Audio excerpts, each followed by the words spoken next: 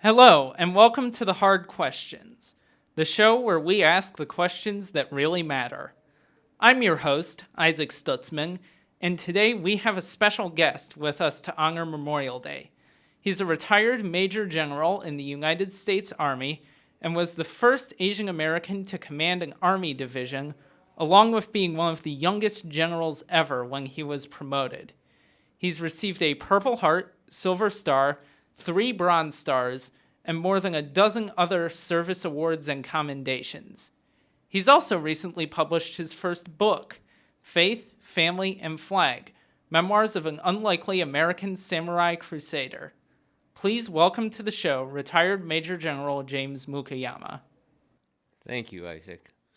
Thank you, General. So, we've already introduced you with all of your military honors and such, but how would you introduce yourself? If I just met somebody for the first time, I'd say, my name is Jim Mukoyama. I'm a man of faith. I'm a proud American. Very nice. And I think we can see that message all throughout your book, which I have a copy of over here. So, in the intro to your book, you introduce us to your big personal mantra, which is, today is a great day. I have my faith, my family, and live in the finest country in the world. What's the story behind this mantra? How did you put it together? Well, that came to me, probably after I came back from Vietnam. It developed because as a very young man in life, after university, but I'd served 2 combat tours. Especially when I was in Vietnam, there were times that I didn't know if I was going to be alive the next moment, much less see the next sunrise. When you are in those circumstances, what is important in life becomes clearly focused to you, and that is faith, family, and living in the greatest nation in the world. Of course. So, again, early in your book, you mention asking yourself, why am I here, at a very young age? What I want to know is, do you ever reevaluate your answer to that question? Yes, as my faith matured, when I decided what you just referred to, I was about 8 or 9 years old, which is I know it might sound kind of weird for a person that young to ask himself, why am I here? Yeah, that's why I said at a fairly young age. But at that time, my answer was that I was just here to serve, to make the world. If I could look back on my life, however long it would be, and reflect on it and say, the world has improved a little bit because I've been here. I wasn't looking to find the cure for cancer or to be a star or anything like that. I just wanted to say if the world was a little better because I was here, I could feel that if everybody did that, the world would continually improve and be a better place. Now, later on, in my faith maturity, I really could see that serving others was my main purpose, and that's what I've been doing ever since. Very nice, and definitely in your book, it's very clear that you've been able to serve and help people in the small ways and the big ways. So, if you had to answer that question, why am I here, again, from your perspective today, what would the thought process be? Well, it's actually, as you asked earlier, it continues to develop. When I wrote my book, which, by the way, was not anything I had intended to do, it was never on my bucket list, so to speak. It was kind of forced upon me by some others, but we can discuss that later. We'll come back to that if we have time. Okay. Yeah. But basically,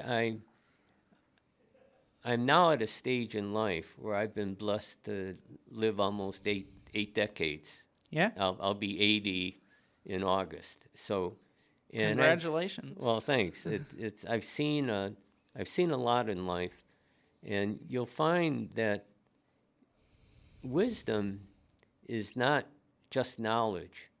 Wisdom is knowledge plus experience, and the ability to apply that experience, and once again, to serve others.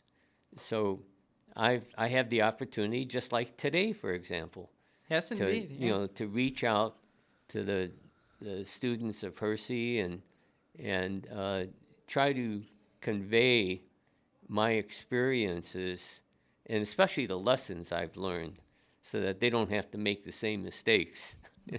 All right. Well, we'll come back to reaching out and conveying those lessons a little bit later when we talk about Memorial Day. But for now, how do you think the rest of us can answer that question and find our purpose?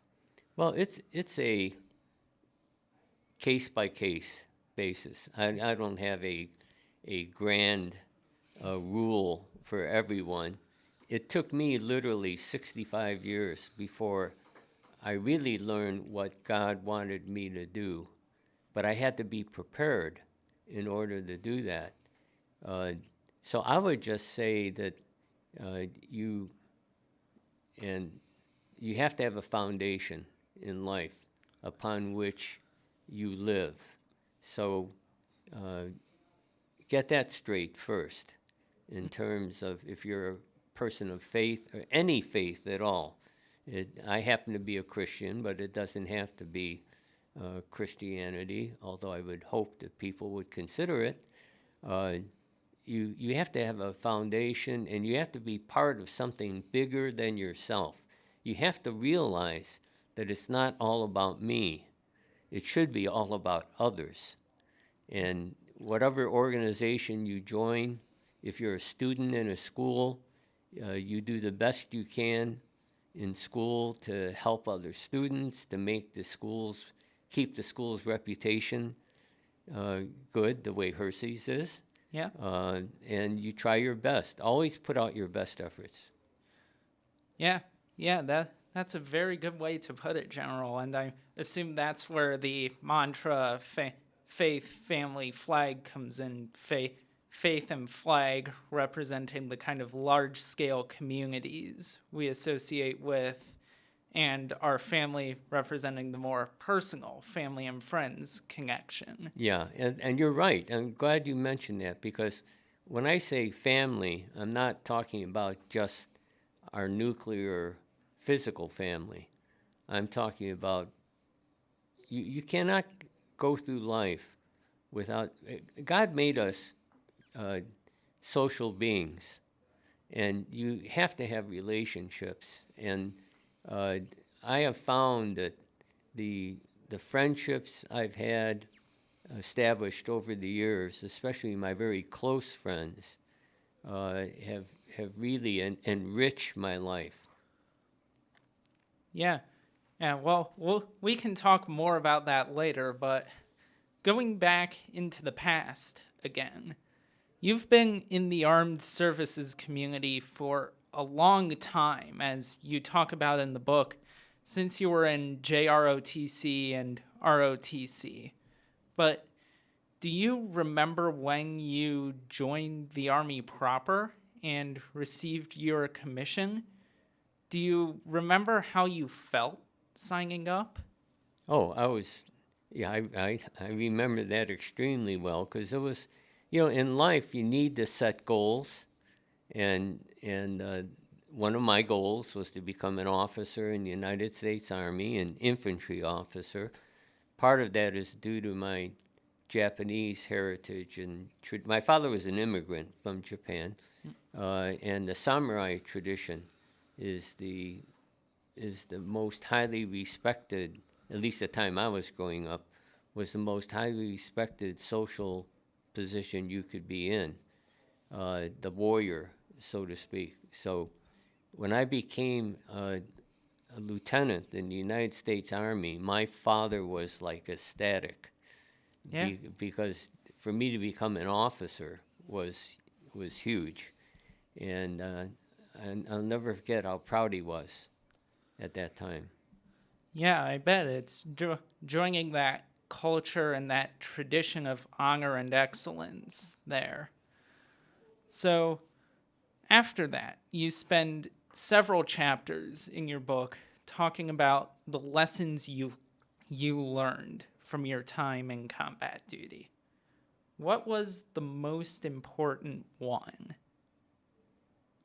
Uh, the most important lesson I learned from my combat experience was the importance of the unit or the group.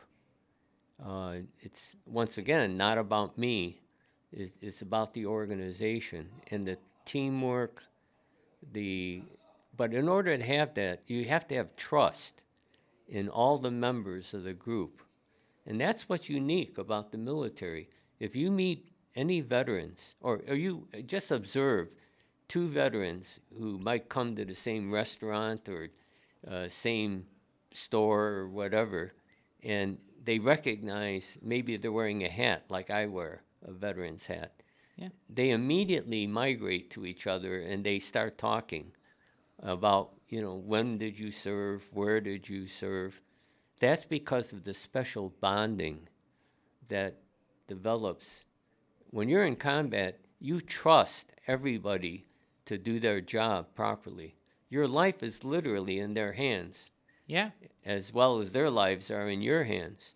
So the biggest lesson I learned was the importance and value of teamwork that is developed from mutual trust. And you get mutual trust from not only your mutual experience, but mutual values. And the military has the strongest cultural values of honor, service, integrity. And those things are just forced into your mind, and you follow through with that. Wow, that is a really great answer, and I bet the military values continue to inform your decisions and all veterans' decisions. How do you think we can create a similar shared value system in some of our communities outside of the military? Well, from the way I learned them before I joined the military, uh, our church was the foundation of everything. I grew up in Chicago in the inner city, Yeah. immigrant family.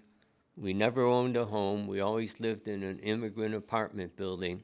My front lawn was the concrete sidewalks. Uh, but I never felt poor. And why was that? Because of the strong foundation that was laid by belonging to a church, a house of worship, uh, also from uh, organizations that I participated in Boy Scouts. I went through Boy Scouts, which was a huge influence because the motto of scouting is for God and country, Yep. in that order. Yeah. And the values I learned from that and being with other scouts. I went to the National Jamboree in Valley Forge, Pennsylvania, with 52,000 of my best friends in camps. And I can't tell you how cool that was. I met guys from all over the country and from scouting from different nations. And so, you get those values from, and also the American Legion sponsored me to go to something called Boys State, which is a program the Legion has had for probably 75 years now. And they set up a model civics course for about a week. And these are all high school seniors, juniors who are going into their senior year. And it was a great experience. But once again, I learned about values of teamwork, but I also learned about our democracy, about when I say faith, family, and flag, the greatest, finest nation in the world, that comes from our opportunities and freedoms that we have in this nation. So those were all, they all contribute to the foundation and values that I had going into the military. Yeah. Let's talk a little bit more about the flag part of that mantra. To me, the flag conveys kind of a sense of you don't try to improve your nation or be active in your nation because you hate it. You try to improve and be active in your nation because you respect your nation and you love your nation. So you want to see it become the best. The last thing you said is the key to this, which is, as a citizen, it's our responsibility not only to fulfill our role as citizens, obeying the laws of our country, but also to improve our country, to make our country greater. When I say, I live in the finest country in the world, I get pushback on that from people who say, well, General, how can you say that? Because our country is so divided, there's so many things going on. And my answer, very, very simply, is I've been around the block a few times. When I entered the military, there had never been an Asian American admiral or general in the armed forces. I've seen an African American elected president of our country and reelected. When President Kennedy was elected, that was a big deal in our country, but most of the younger generation don't understand, don't even know why. The reason it was such a big deal is he was Roman Catholic. Yeah. But today, nobody gives a rip about it. Basically, it's not something that's important. Well, in those days it was. I've seen laws passed to improve, integration of our schools. Unfortunately, I see us sliding back on that a little bit. Martin Luther King would be rolling in his grave now because, when he had that famous "I Have a Dream" speech, he talked about hoping that his children one day would be evaluated not on the color of their skin, but on the content of their character.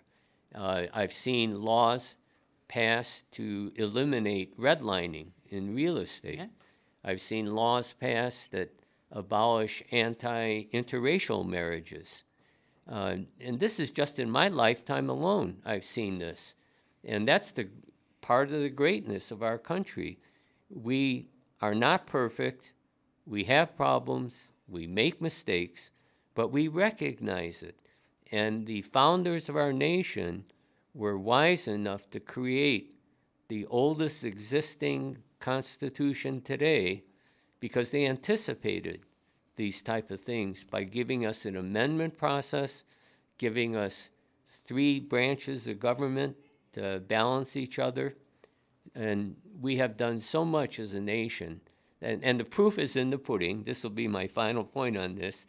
And that is, there are literally hundreds of millions of people in the world who want to come to this country versus the minuscule few who say they want to leave, and I'm still waiting for them to buy their tickets.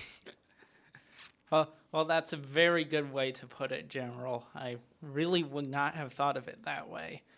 So, over the course of your career, you've done a lot of things that require great courage, from testifying before Congress to 2 combat tours in Korea and Vietnam. But where does the courage to do those things come from in the moments before the action? Well, first of all, I wouldn't say I've been overly courageous. I was an Army officer. That was going to be my career at one time in life. And so, and it was my duty to serve my country. I was called to be assigned to both the DMZ in Korea and as a company commander in Vietnam. It was an honor. It wasn't a forced thing. I was a volunteer, by the way. Yeah. And the Vietnam War, people don't know, most of the people were volunteers. Uh, and even those in the draft, once you were drafted, at that time, most of the guys felt that was part of their duty as citizens. And they had enough faith in the leadership of our nation to believe that they wouldn't be sending us to war unless it was for the best of the country. And when I testified before Congress, that really wasn't hard for me to do. When I was a lieutenant in Vietnam, a captain in Vietnam, I had seen the top leadership of our military not standing up and telling the civilian leaders that we were not fighting the war correctly to win it. It became a political thing. We had rules of engagement that literally tied two hands behind our backs, and we still did very well, I might add. The U.S. military serviceman is great in adjusting to conditions. We call it field expediency. When you're there, you do what you have to do with what you have. But to answer your question about why did I do that, it was because of my foundational values. Yeah. You do the right thing. You don't do it because it's popular or, I knew when I testified before Congress, my career is going to come to a roaring halt. But I did it anyway because I owed it to my soldiers. As I said, in Vietnam, as a junior officer, I saw that generals and admirals weren't standing up. And I swore to myself, if I ever got to a place where I could make a difference, and the choice was my career or doing the right thing, there would be no choice. You would do the right thing. I choose my soldiers, yes. Yeah. Yeah, wow. Very inspirational. One last question before we move on to our next section. You say multiple times in your book you've had the honor of both teaching and learning from great leaders and heroes, like Sergeant Alan Lynch, Colonel David Hackworth, or Sam Yoshinari and the other Nisei, I sure hope I pronounced that right. Excellent. Veterans you've met. In your eyes, what do those people have that sets them apart? What makes them heroes and leaders? Once again, they were true leaders because they did things to protect and to help their subordinates while still accomplishing the mission. In the military, it's very clear. You're told the mission first, above everything. Nanosecond behind that is the welfare of your troops. And that's why in the book I talk about my leadership principles, which are example, caring, and balance, which perhaps we can talk about later on. Yeah. I do find it interesting that you specifically call out balance in those principles, and I think it's something that often gets forgotten, where you're not an effective leader if your personal life is in shambles. That's exactly right. I guess I will go over this. I'm a simple-minded guy, and I try to boil things down to their essentials. And when it comes to leadership, 3 principles: example, caring, and balance. Number 1 example, you have to set the personal example for your subordinates. It's in anything, like, in a sports team, in school, the subordinates can smell a fake leader a mile away. Yeah. So you have to walk the talk. That's what example means. You walk the talk. Secondly is caring. You've got to care for your subordinates. Always remember the term servant leadership. You know, when you're a leader, you're not there for them to serve your subordinates to serve you. You are there to serve your subordinates. Now, how can you be caring? Well, you have to know your subordinates. So you got to talk to them. You got to, you got to meet them where they're at. Uh, Talk to them, find out about them, and the closer the person is in the so-called rank structure, the closer you need to be to them, because they are going to be the ones that take your place. When part of leadership is preparing for succession. Yeah. If you're head of an organization and you get hit by a truck and it falls apart, you have not been a good leader. You have to prepare people, and you can only prepare them by giving them opportunities. And if they make a mistake, you mentor them, but you don't cut their head off unless it's really something unethical, let's say. Yeah. The final thing is balance. And balance, what I'm talking about there is balancing your professional career with your personal life. And, when you get promoted anywhere in school, and you've probably seen this in high school, you earn some title or you get some award. Well, suddenly, people look at you a little bit differently. And it feels good. You get kind of an adrenaline rush. Yeah. So what do you want to do? You work harder because you want more of that. Well, that's the way it kind of works in the military and in business life. You get these titles, you get these perks. So you work hard, but you work so hard that you ignore your families or you ignore your loved one, and your personal relationships fall apart. And as you said in the book, I told my soldiers, you're not doing me any good if you're going through a divorce.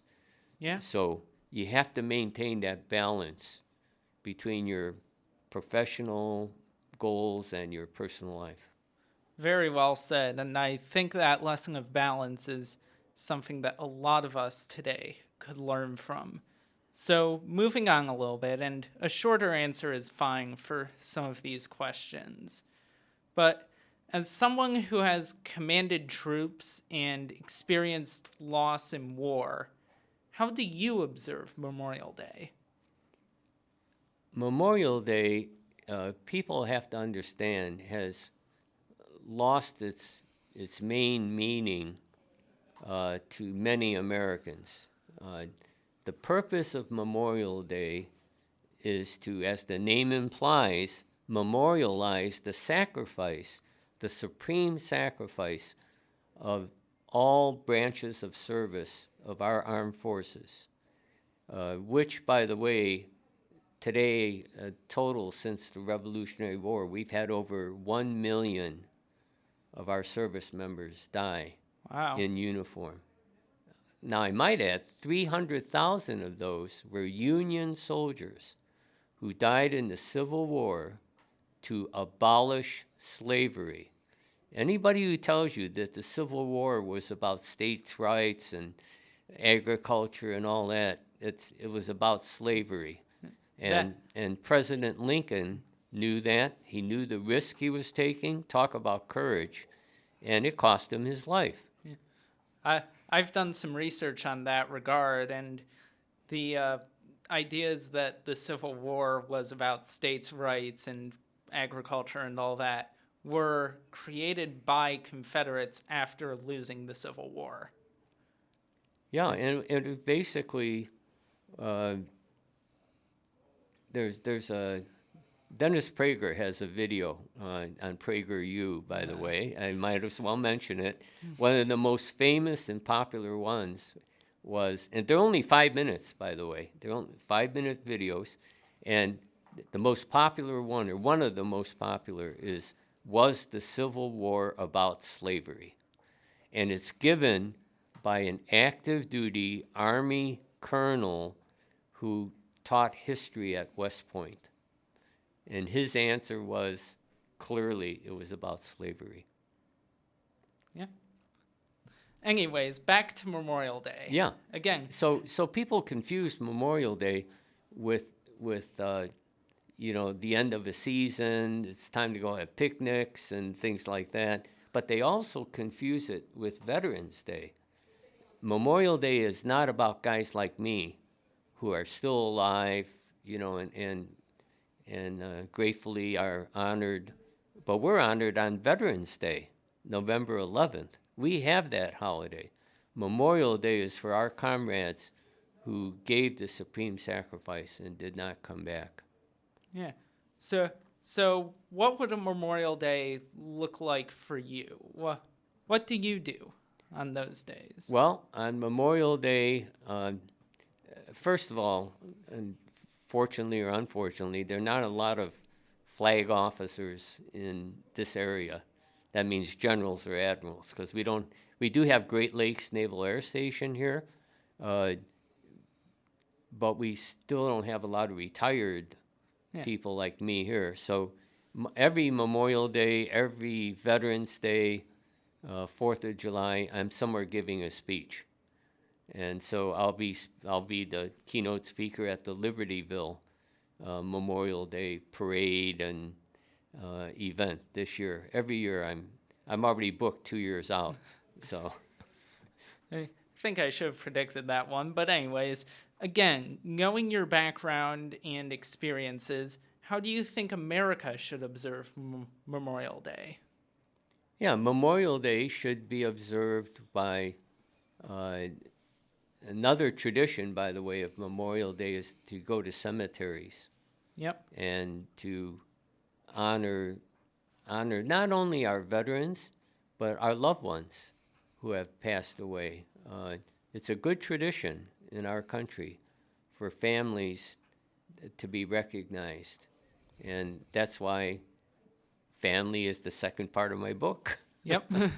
But yeah, so Memorial Day should be it could be a fun day also, of picnics and things like that. But the main reason for Memorial Day is to recognize those who have died for our country. In Chicago, we have a wonderful ceremony among the Japanese American community at a cemetery to honor all those who have worn the uniform of our country, and we had quite a few in World War II who died. So, but not only that, since then, Vietnam, Gulf War, etc. Yeah. So I know this is not the point of Memorial Day and will kind of contradict what you just said, but for those of us at home wondering how we can support our troops and veterans this Memorial Day, how would you recommend that we do that? Well, I would ask that you pray, one, in gratefulness for those who have died. Pray for their families that have suffered their losses, and pray for our nation so that our nation can continue to promote the ideals that these people gave their lives up supporting. And prayer is so important. I just can't tell you. When I was in Vietnam, I knew my church was praying for me. Yeah. That made a big difference. I don't care what anybody says. And the power of prayer is so important.